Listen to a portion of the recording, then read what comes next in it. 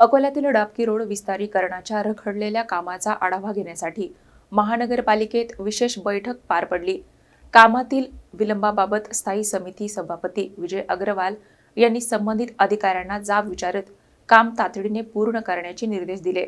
गेल्या 2 ते 3 वर्षांपासून सुरू असलेल्या डाबकी रोड विस्तारीकरणाच्या कामाला अद्याप अपेक्षित गती मिळालेली नसल्याने अकोला महानगरपालिकेत विशेष आढावा बैठक घेण्यात आली। स्थायी समिती सभापती विजय अग्रवाल यांच्या अध्यक्षतेखाली झालेल्या या बैठकीत रखडलेल्या कामावर तीव्र नाराजी व्यक्त करण्यात आली। रस्त्याच्या संथ कामामुळे नागरिकांना वाहतूक कोंडी, धूळ, चिखल आणि अपघाताच्या धोक्याला सामोरे जावे लागत असल्याचे सभापतींनी नमूद केले। यावेळी संबंधित विभागाच्या अधिकाऱ्यांना कामातील विलंबाबाबत जाब विचारण्यात आला।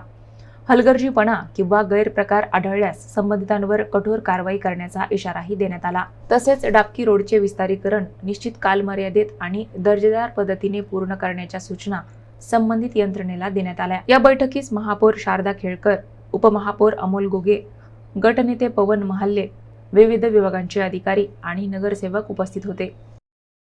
डाबकी रोडच्या रोड संबंधी जी बैठक झाली त्या बैठकीमध्ये स्पष्ट निर्देश आपण सगळ्या अधिकाऱ्यांना दिलेले आहेत आणि जे याच्यामध्ये दोषी असतील त्या सर्वांवर काही ना काही कारवाई झाल्याशिवाय राहणार नाही आणि जे लोक याला जबाबदार आहेत त्यांच्यावर कडक कारवाई करून सर्व लोकांना तिथं ताबडतोब रोड पूर्ण करून देण्याची त्यांना ताकीद दिलेली आहे।